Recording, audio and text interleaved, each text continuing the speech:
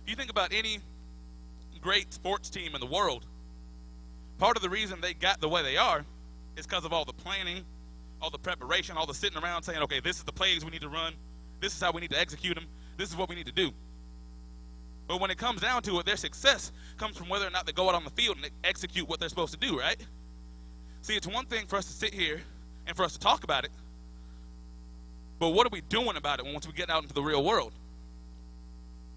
So that's the kind of stuff that God was saying to me, and I was like, okay, God, since you're so smart all of a sudden,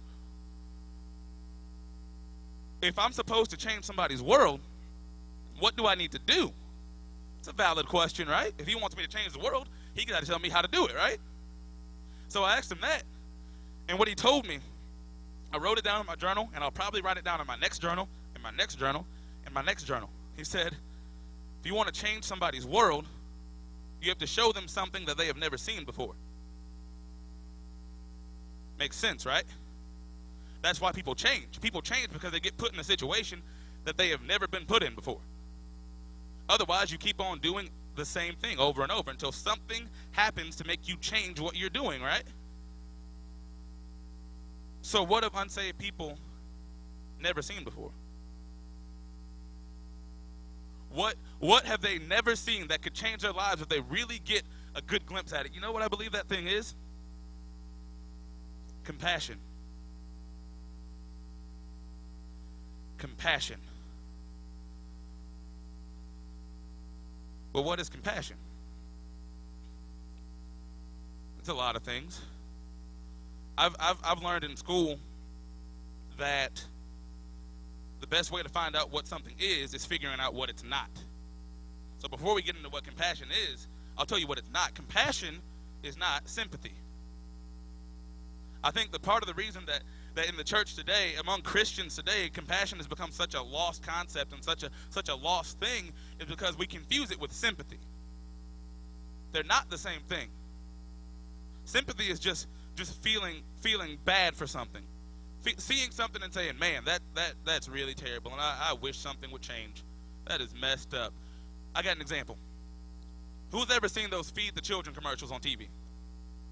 Saddest commercials on the planet. Man, those things, I'll be honest, I'm an emotional dude. I'm emotional, I'm sensitive. So when I see that kind of stuff, it gets me, man, it gets me. And you see the little kid, and he's so hurt, and he's so lost, and he's in poverty, and they do the little close-up, and you can see his eyes, and what does that little voice, or big voice in the background always say?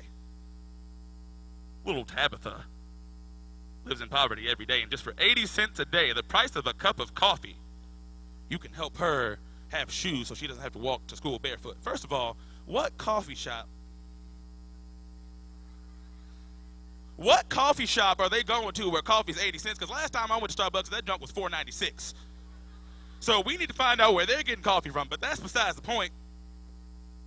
How many of you have ever donated the 80 cents? How many of you have ever went out and adopted one of those kids? Sympathy. And don't get me wrong, I'm not saying that sympathy is a bad thing. That's a sincere emotion. It comes from a real person that feels things, that wants something to change. But that's not compassion. Compassion is when those feelings lead you to an action. Compassion, the dictionary definition that I found was the human quality of understanding the suffering of others and wanting to do something about it. Wanting to do something about it. Compassion is when we stop looking at our friends that are lost and saying, oh man, I really wish somebody would reach out to Jim because he's just messed up. Man, I wish somebody would do something in his life because he just needs something. That's when we stop looking at them and saying that and start looking at them and saying, I'm going to be what connects Jim to Jesus. I'm going to be what makes that difference in his life.